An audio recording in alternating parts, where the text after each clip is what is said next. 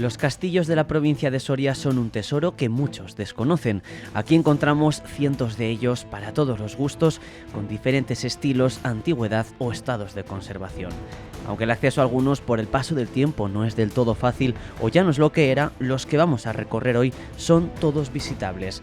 Hacemos una ruta circular por toda la provincia de Soria, comenzando en el sureste, en la tierra de Medinaceli, en La Raya, lo que fue frontera durante los siglos medievales entre los reinos de Aragón y Castilla. Monteagudo tuvo una importancia considerable en el control de las fronteras entre Aragón y Castilla, disfrutando por ello de fueros y privilegios. Fue de jurisdicción real, pero la gobernanza del territorio no correspondió a una casa nobiliaria, sino a un vicario. Por eso la comarca se apellida de las vicarias. Monteagudo es una villa fortificada de la que algunos restos perviven en la actualidad, pero lienzos y una de las puertas de acceso nos hablan de la importancia estratégica del emplazamiento en el medievo, que construyó una fortaleza en el extremo nororiental del Altozano en el que se asienta la localidad. Luce el emblema heráldico de los Hurtado de Mendoza, señores de Almazán y tenientes de una buena parte de las actuales fortificaciones y palacios de la actual tierra soriana.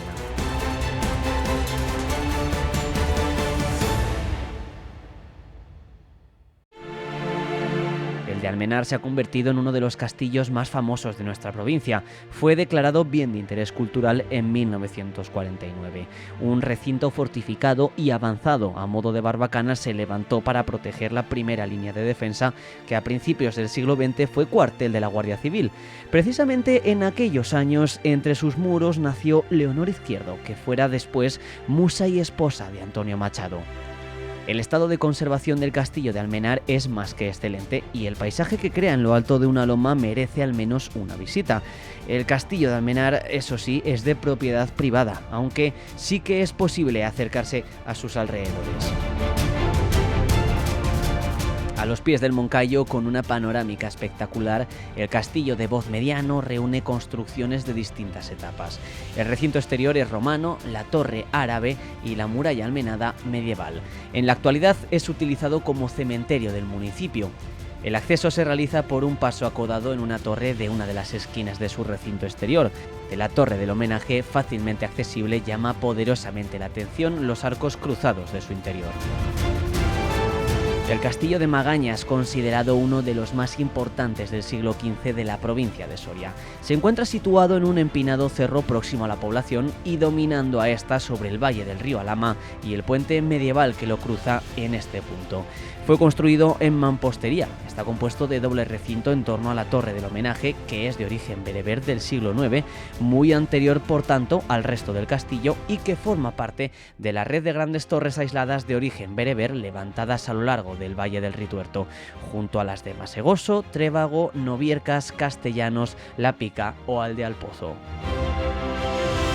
El castillo de Yanguas se sitúa en un espolón estratégico, entre el arroyo estacional al sur y el río Masas al norte. Construido entre finales del siglo XIV y principios del XV, esta fortaleza de tapial fue residencia de los señores de Yanguas y Cameros Viejos hasta el año 1600. Su planta cuadrangular está flanqueada por 4 torreones y uno de ellos funciona como torre del homenaje. Declarado BIC, Bien de Interés Cultural, en 1949, Yanguas es un testimonio representativo de las construcciones defensivas de aquella época. Castillo y Palacio de San Leonardo de Yagüe se encuentra en un cerro rocoso dominando la villa, desde donde se divisan unas espectaculares vistas de la misma. Esta casa fuerte, construida por Juan Manrique de Lara, capitán general de artillería en 1563, junto al maestro de obras italiano Bartolomeo Carlone, bajo el reinado de Felipe II, fue inspiración de los fuertes abaluartados de las Américas. Se trata del primer castillo abaluartado renacentista, único en la época, cuya vivienda interior estaba decorada con ricos ornamentos y el exterior con gruesos y potentes baluartes erigidos para repeler todo tipo de ataques con armas de fuego. De San Leonardo, atravesando el majestuoso cañón del río Lobos y pasando por la ermita de San Bartolomé, llegaremos al castillo de Ucero. Ambas construcciones, la ermita de San Bartolomé y el castillo, se remontan a la época de los templarios. Esta fortificación fue construida en el siglo XIV, pero el obispo don Pedro de Montoya lo acondiciona y reconstruye en el siglo XV. Desde él puede disfrutarse de una impresionante vista sobre los ríos Ucero y Chico. El nombre de la localidad de Calatañazor tiene origen árabe y su significado se ha traducido como Castillo de Águilas. La etimología y la topografía del lugar identifican el enclave y el entorno en el que se ubica.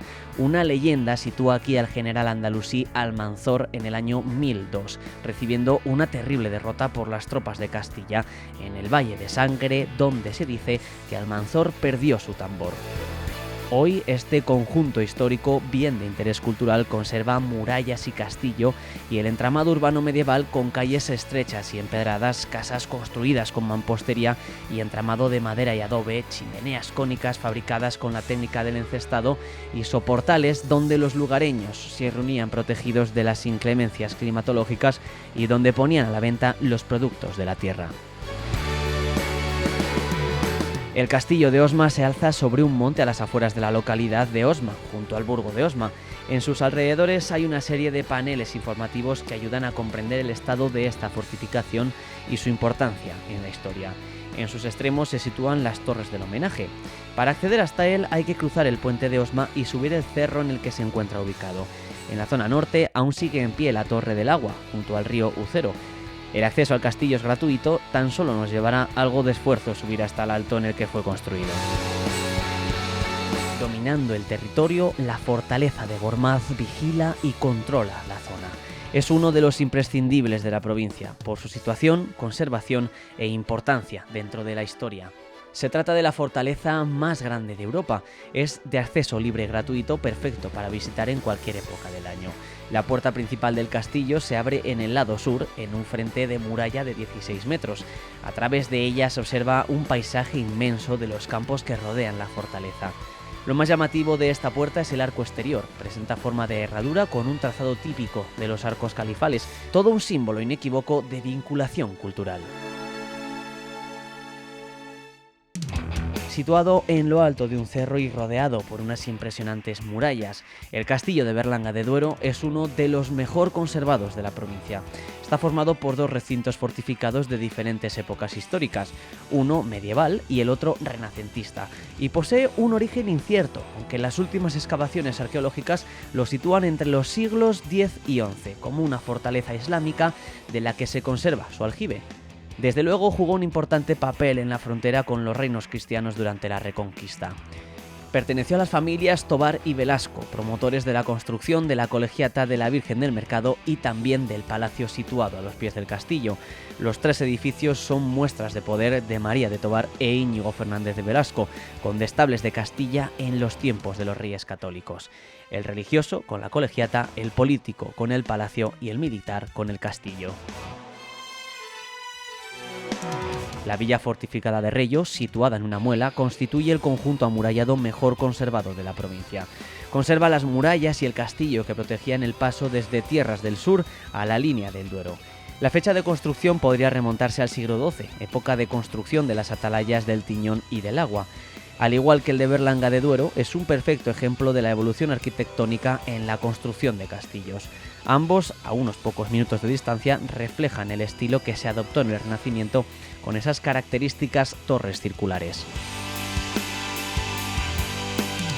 Nos vamos a la comarca del Jalón y las tierras de Medinaceli. En el extremo sur del territorio soriano, la villa de Medinaceli fue, por su emplazamiento, lugar ambicionado en la estrategia de asentamiento y control de las culturas que por aquí se establecieron. Es paso obligado entre la meseta y la cuenca del Ebro y fue el lugar escogido por los primeros pobladores de este enclave. Los yacimientos de Ambrona y Torralba son de los más relevantes del Paleolítico inferior en la península ibérica. Tiempo después, Roma se apoderó de la Oxilis Celtibérica, que ocupaba el cerro de la Villa Vieja, y un campamento del imperio fue el origen de la actual villa, que conserva murallas de esta época, reutilizadas y modificadas por los reinos árabes y cristianos durante el medievo. En el extremo suroccidental de la Medina se instaló esta alcazaba árabe que después los señores de Medinaceli reforzaron para defensa de la villa. La historia de Serón de Nájima y su fortaleza están ligadas a las continuas disputas territoriales entre los reinos de Castilla y Aragón durante los siglos XIII y XIV. Posteriormente se utilizó durante la Guerra de Sucesión por Felipe V de Borbón contra el archiduque Carlos. El hecho de estar construido en material erosionable es uno de los factores que ha determinado su estado de conservación, a lo que se unieron las voladuras y el incendio que provocaron las tropas francesas en su retirada en 1811 durante la Guerra de la Independencia.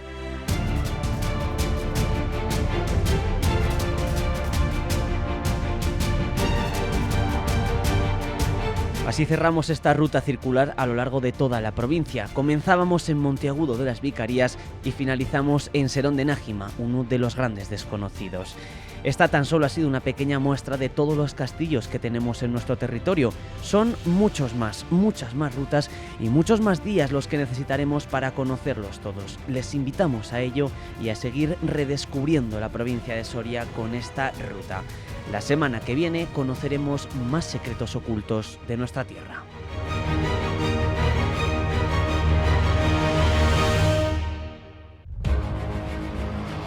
La provincia de Soria es un tesoro cultural, un mosaico de arte, tradición y naturaleza en estado puro. Un paraíso para exploradores, buscadores de paz, amantes de la micología y la gastronomía. Es un refugio para aquellos que buscan experiencias que hacen latir el corazón. Soria es una tierra que honra su herencia. Aquí reconstruimos y recuperamos el legado de nuestros antepasados mientras miramos hacia el futuro. La provincia de Soria, nuestra seña de identidad. Diputación Provincial de Soria.